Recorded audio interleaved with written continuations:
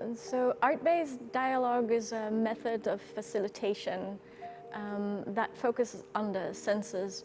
And the toolkit is organized around 3 dimensions. There's present awareness on the one hand, and then there's embodiment, and the 3rd dimension is language. And so it's called a dialogue, and that comes from the Greek word dialogos, and that literally means through words, but it's not just a verbal engagement, it's body engagement as well. And this is what we did today, is we really used all of the senses to make the looking more durational, more connected, and to increase our attention, because we have a tendency to go very fast with our looking. In our society, we're very rushed to make decisions, and this compromises our agency. And this is one of the things I want to do through art-based dialogue, is to take more time to reclaim a portion of attentive awareness with the groups that I engage with.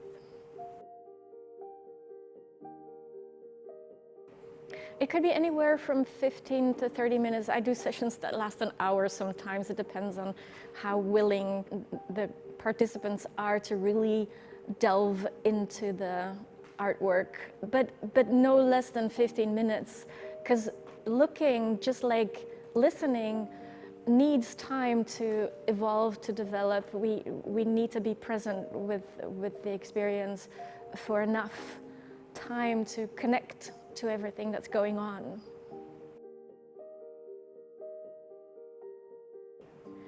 And today's audience consisted of people from the gallery, the Konus Paveksle Galeria, but also people from the nearby library. And the whole project is about cultural mediation. And so we're looking at people who have an affinity with culture. It doesn't have to be art specifically, culture in a broader sense. I've also given trainings for professional in a medical field, or anyone really working with people could benefit from this method and from mediation. The idea is to make an honest connection with people around a topic that has relevance to them. So touch experiences are very important for people with visual impairment. But there is also a technique to do verbal description of artworks. There's nothing that can replace haptic experience. So for a lot of visually impaired people, it's actually paramount to be able to touch either a replica of the artwork or to touch a material that resembles what is going on in the artwork. I think that we are, in museums and galleries, we have a tendency to favor vision in a limiting way. There's of course the safety issue of we need to protect the artworks. That's part of our job as heritage protectors, but not just for visually impaired people, but for people in general. It's beneficial to evoke other senses as well. The first decisions you make about a visual encounter are size and weight and contours. And so what you're going to do is describe the overall shape, the dimensions, the weight, the materials.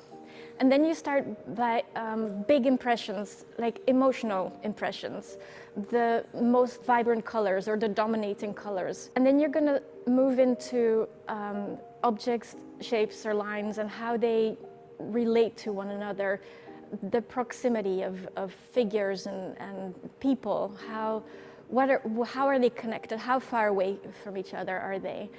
And then you can gradually zoom in, but the idea is that you go from bigger to smaller, that you add detail later. It's very confusing and disorienting if you describe an artwork to a visually impaired person by zooming in on a specific detail, because then from there they're gonna try to construct the image around that detail, while it might not even be essential to the artwork.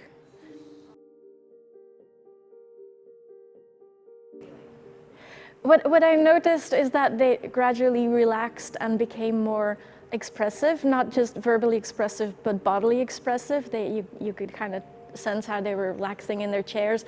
There was one woman who said at the start that she wasn't going to participate. She wanted to be there just to observe, And I'm really happy to notice that after a while she did start contributing and very lively contributions. So it is a process, and people do tend to hold back out of fear of judgment. But once we realize that there's no critics in the room, we start to feel more confident and we start to rely on each other. We also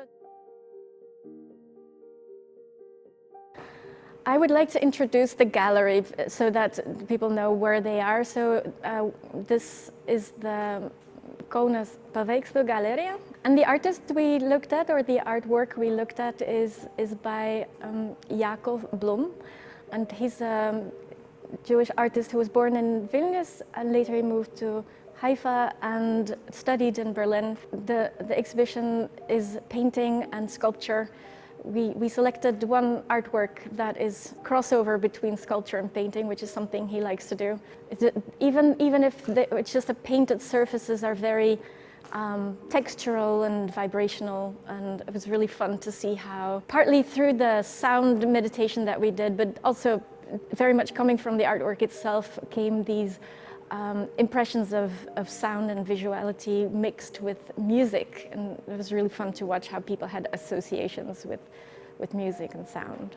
Yeah, thank you.